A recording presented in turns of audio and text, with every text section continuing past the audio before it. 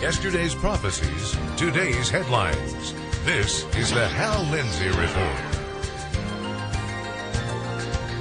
And now, Hal Lindsey.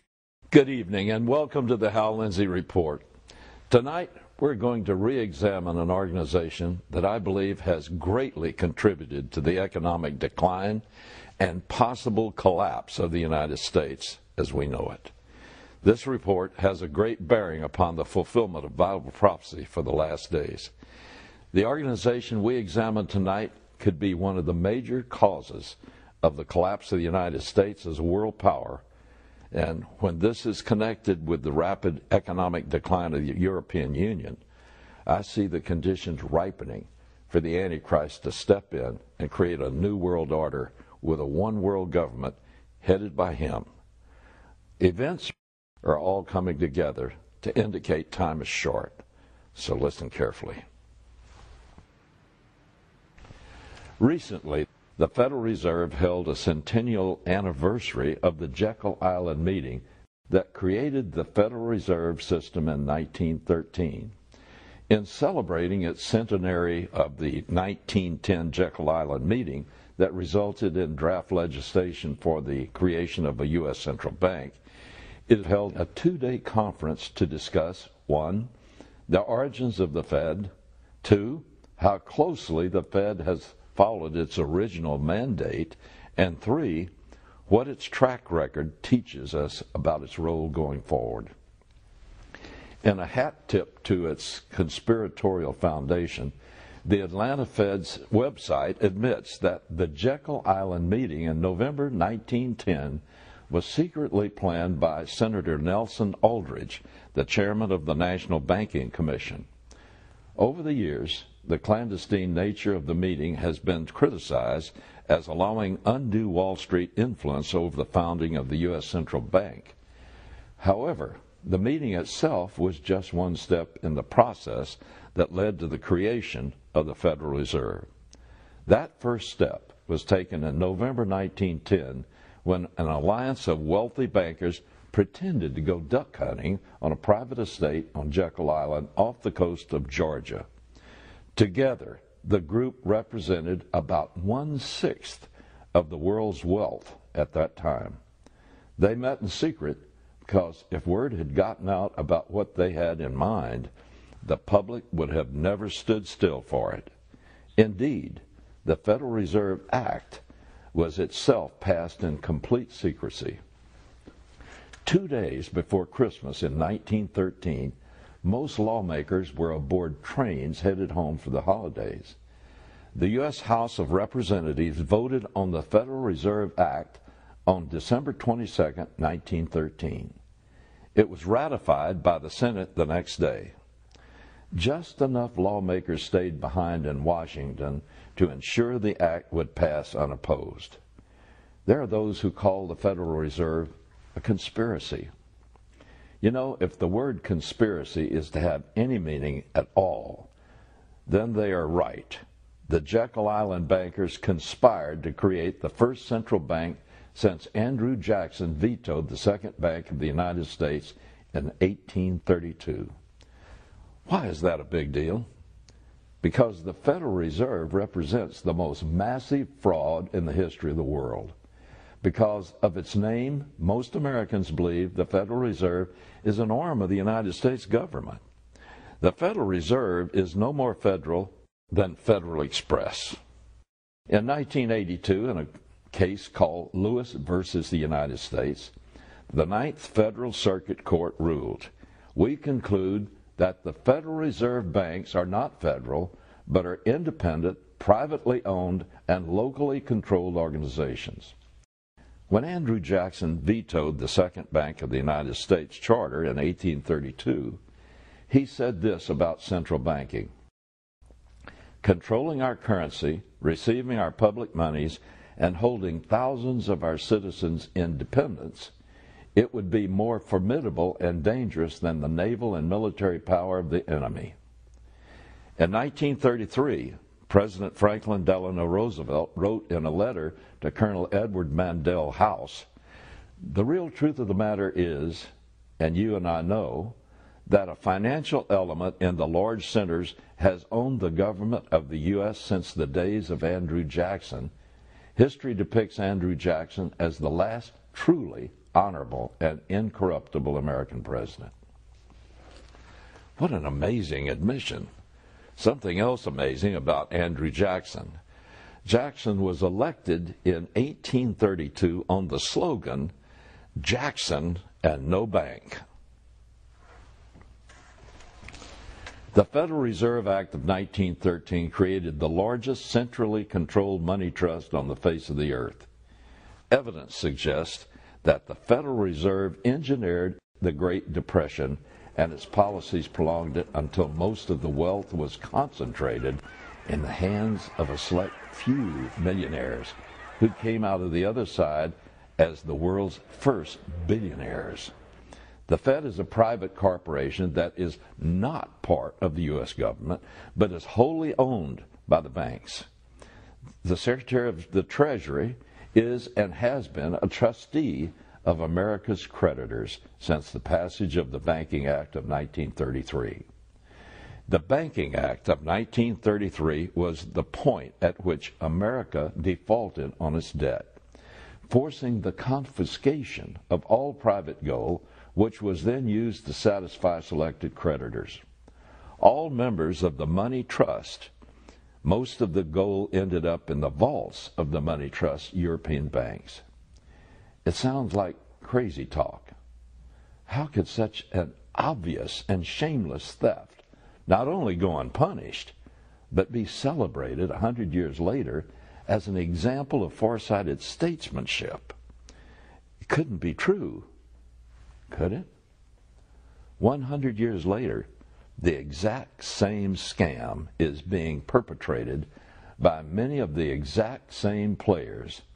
The list of recipients of funds from the Troubled Asset Relief Program, known as TARP, reads like a list of the banking families that met in secret on Jekyll Island in 1910. Schiff, Warburg, Morgan, Stanley, Lehman, Rockefeller. The only things that have changed are their clothes and their hairstyle. The money trust really does exist, and it really does dictate the terms under which the economy is permitted to operate. The money trust isn't even a conspiracy anymore. It's gone way beyond that. It's a completed system, first constructed in Europe over a period of hundreds of years, upon which we now depend for our continued existence as we know it. I'll be back in a moment.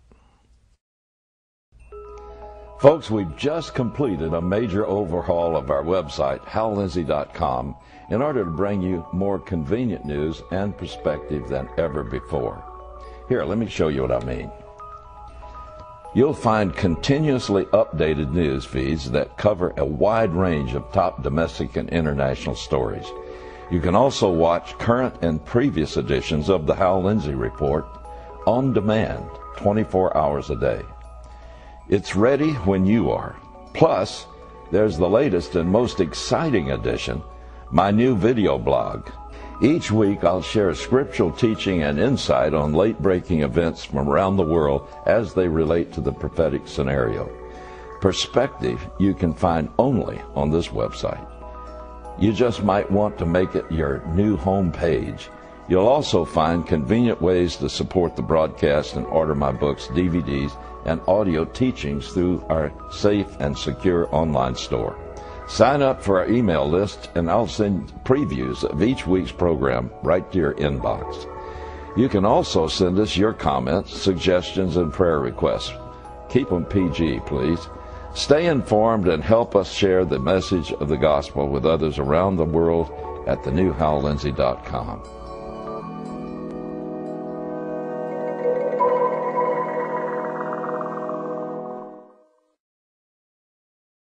In 1835, President Andrew Jackson completely paid off the U.S. national debt. He was the only president in history to ever accomplish that feat. However, the next year, an agent of the British banking establishment, Richard Lawrence, tried to shoot him. Jackson survived the attempt. He was luckier than some of his successors when they tried to rein in the money trust cartel. In 1862, Abraham Lincoln rejected an offer of finance from the British banking families and pushed through the Legal Tender Act of 1862. Instead, though, under the legislation, the U.S. issued the first paper money, known as greenbacks. On April 14, 1865, Abraham Lincoln was shot dead. In 1881, President James Garfield said, "Whoever controls the volume of money in our country is absolute master of all industry and commerce." And when you realize that the entire system is very easily controlled, one way or another, by a few powerful men at the top, you will not have to be told how periods of inflation and depression originate. 2 weeks later, Garfield was also shot and killed by an assassin. Now we leap to 1963. President John F. Kennedy issued Executive Order 1110. It rescinded the authority of the Federal Reserve to issue paper money. Kennedy ordered the Treasury to begin printing debt-free money. His order gave the Treasury the power to issue silver certificates against any silver bullion, silver, or standard silver dollars in the Treasury. This meant that for every ounce of silver in the U.S. Treasury's vault, the government could introduce new money into circulation. Large numbers of $2 and $5 bills, United States notes, not Federal Reserve notes, were printed. These notes said they could be redeemed in lawful U.S. money, meaning silver. In all, Kennedy brought nearly $4.3 billion U.S. notes into circulation. The Treasury had begun circulating $10 and $20 United States notes when Kennedy was shot dead in Dallas in November 1963. This was shortly after what he initiated just before. Are all of these assassinations just coincidental? You be the judge. The fact that each assassination followed an attempt to obstruct central bank control of our money is compelling evidence to be considered. Immediately after President Kennedy's death, the silver certificates were recalled and replaced, you guessed it, with Federal Reserve notes. The Federal Reserve notes replaced the promise to pay in lawful U.S. money with the slogan, "This note is legal tender for all debts, public and private." I think it's interesting to consider this. President Kennedy's Executive Order 1110 has never been repealed, but no U.S. president since him has tried to enforce it. Recently, the Federal Reserve issued its second round of quantitative easing, or QE2. It will dump another $700 billion, maybe as high as $1 trillion, into the system over the next 6 months. What does into the system mean? In this case, the system refers to the private banks that created the crisis that requires the bailout, and the $700 billion is money that doesn't really exist. Since it will be created out of thin air, adding it to the money supply seriously devalues all the rest of the U.S. currency out there. This may be a good time to revisit what these numbers really mean. I've done this before, but most of us hear these numbers thrown around so casually that our minds grow numb and we cease to grasp what they really imply. Millions, billions, and trillions begin to sound alike, but they aren't. 1 million seconds is 12 days. 1 billion seconds is 32 years. 1 trillion seconds is 32